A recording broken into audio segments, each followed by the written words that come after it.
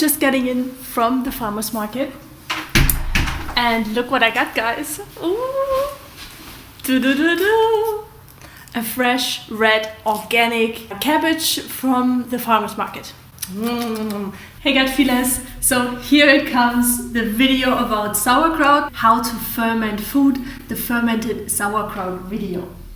There is the cabbage. I'm gonna use red cabbage because it has so many health benefits. Already the blue color tells you that it's so dense in minerals and vitamins. That's what we're gonna use. Of course, you can also use the white cabbage if you prefer that.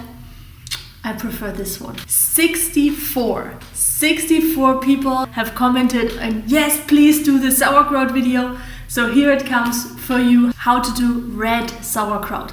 Now guys, you can do this in many ways, and I invite you to share that also in the comments. If you have any extra tips, any particular ways you do that, please share it. I'm curious to know. I personally, I love it as simple as possible. So I give you the basic minimal recipe, and all you need: cabbage, high quality salt, your hands, and a container to put the whole thing in that we're gonna see later. Important note about the produce. The best thing you can get is organic and as fresh as possible. Now I got that from the farmer's market just this morning. I'm not sure when they cut it, but I think it's not a week old. I just rinsed the surface because people were touching it. Not scrubbing, just rinsing. So you have all the healthy bacteria still on there. And the lactobacillus is what we want to increase through the fermenting process, and any pathogenic bacteria that is not beneficial for your health, we're going to decrease to, and anything that is not beneficial to your health, we're going to decrease, because pathogens like to thrive in aerobic environment, and we're going to create an anaerobic product. So best organic and fresh and local. Now we're going to cut up the whole thing. I told you I'm basic, so I'm going to use a knife and the cabbage and a board, and that's it. The best thing, if you want to get it really thin, you can use a Mandoline, a kitchen tool. I don't have that. I'm going to use my Opinel, love to France, and I'm just going to do that, and then I see you in a sec. So guys, there we are. The manual cut up cabbage with the Opinel. Now what we're going to do, we add salt. Salt is going to help us to preserve the vegetable and also to decrease any pathogenic bacteria that might be still on there. So we just have the good stuff. Now, talking about salt. This is really key. You don't want to use any kind of table salt, maybe iodized table salt, anything like that. The only things that are usable is Himalayan salt or rock salt. For example, or a sea salt, a high quality sea salt. I've got a salt from a friend. Yeah, talk about gifting salt. In the old cultures, they were gifting salt.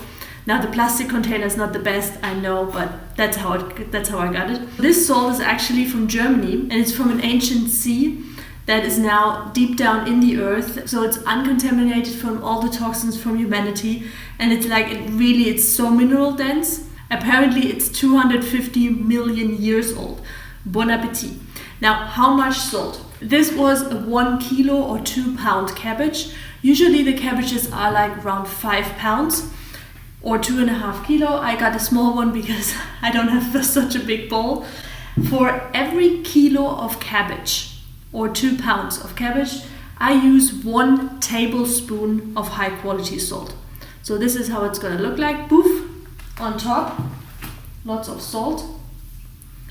I'm going to mix that like that, and then I leave it for like 5 minutes to draw out some of the liquid of the cabbage, and then comes the really fun part. You're going to see in 5 minutes. See you then. Here we are again. The future sauerkraut had some time to get the liquid out, and now comes the fun part. You need your hands, and they're gonna get red. So basically what we do right now, we're gonna do a food massage. Not a foot massage, a food massage. You can also put your loving energy in the food while you're massaging it, feeling how it will nourish you, how it will be good for you, appreciating the food and the people who have grown that. And that's gonna take a while, so be prepared for some ready physical action. Let's go. Something that you might not know about me is that I am a trained masseur, sport and wellness masseur. But usually I didn't massage food, but people. So things change, don't they? And what we do is we create a prime. So its own natural prime. And I tell you, you have to work for your food. I just invented the fist technique. So basically you can put your whole weight on the cabbage and do it like that. If your hands get tired, which happened for me right now. 10 intensive minutes later, this is what came out. So you see you've got some, no you can't see, but you will see when I fill it in. Now we need containers. This can be any glass really, as long as it's dry and it's clean. Any containers that you have will do.